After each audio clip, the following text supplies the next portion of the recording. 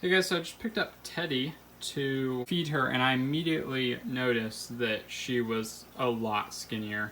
And my immediate thought was she laid eggs, but Teddy's never laid eggs before.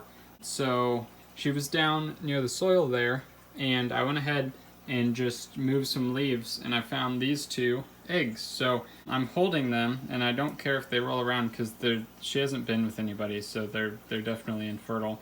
So I'll just place them back there. The isopods will eat them.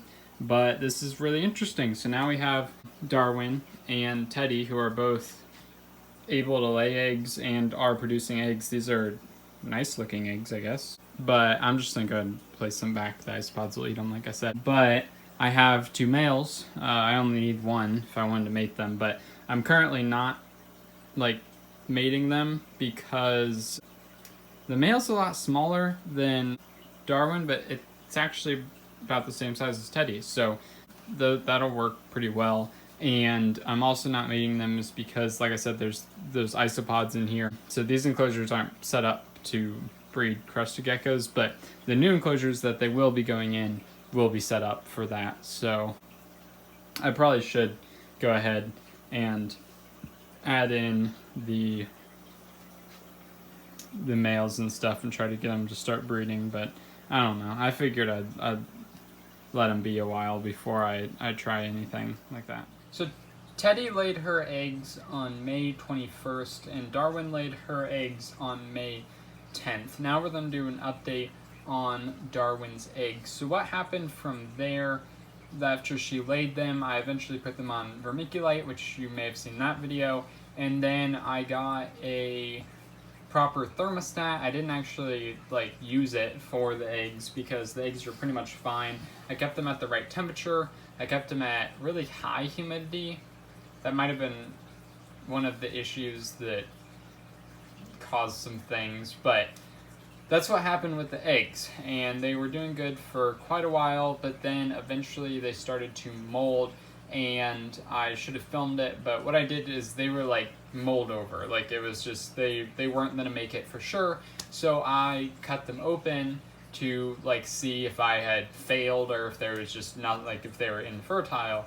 And I cut one open, and it was just white inside. It wasn't anything, there wasn't veins, there wasn't anything like that. So there was a reason that I wasn't seeing veins when I was shining them up to the light, is because they weren't fertile. So I should have showed that, but I guess I didn't. I got kind of caught up in what I was doing and I forgot to film it. So that's what happened with her eggs. So sadly they were not fertile. It's currently June 10th now, and then those were Darwin's eggs, and then the Teddy's eggs, obviously, I just left in here for the isopods to eat. So currently I have the two pairs together in these tanks. So as I said in the last clip, I didn't really want to do that because of the isopods in here, but I kind of have a setup going where I could incubate the eggs, or at least try to, and I think that would work now. So I have the two pairs together, and I'm